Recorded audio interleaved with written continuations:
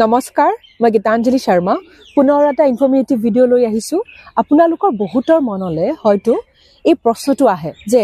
আমাৰ উচ্চতা যদি ইমান ওজন কিমান হ'ব লাগে মানে এজন ব্যক্তিৰ হাইট অনুযায়ী তেখেতৰ weight কিমান হ'ব লাগে আইডিয়াল weight আজিৰ ভিডিঅ'টোত সেই বিষয়ে কথা পাতিম আজি আপোনালোকৰ লগত এটা খুব ধুনীয়া ট্ৰিক মই শেয়াৰ কৰিম যাৰ সহায়ত আপোনালোকে খুব আৰামছে গম পাব যদি আপোনালোকৰ মানে উচ্চতা ইমান হয় হাইট ইমান হয় তেতিয়াহলে আপোনালোকৰ ওজন কিমান হ'ব লাগে আহক ভিডিঅ'টো ষ্টাৰ্ট কৰো আপোনালোকৰ মাজৰ বহুতেই হয়তো ভাবে যে মোৰ ওজন বহুতেই বেছি বাঢ়িছে হয়তো এনেকুৱা আছে যিসকলে ভাবে যে ওজন কমি গৈছে যিমানখিনি ওজন থাকিব লাগে সিমানখিনি নাই ওজন বাঢ়িলেও প্ৰবলেম ওজন কমিলেও প্ৰবলেম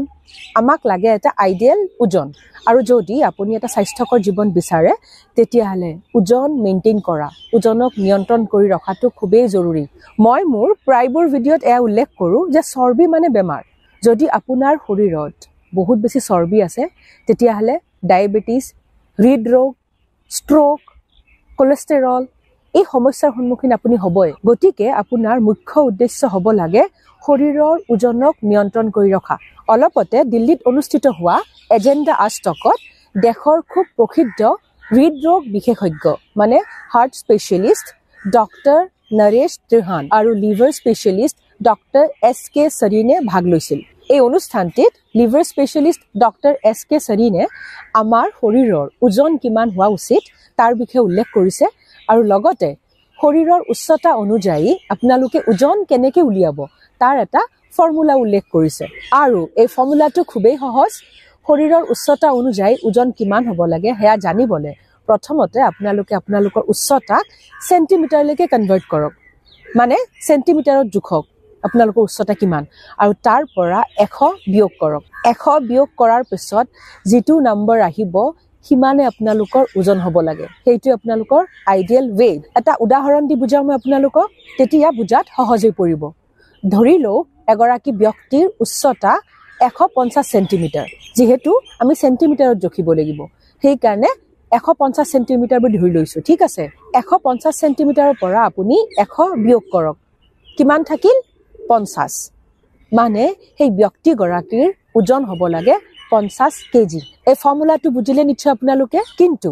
এই ফৰ্মুলাটোত এটা খুব বিশেষভাৱে ধ্যান দিবলগীয়া কথা আছে হেয়া কি জানে যদি আপোনালোকৰ পৰিয়ালত অলৰেডি কিবা হিষ্ট্ৰী আছে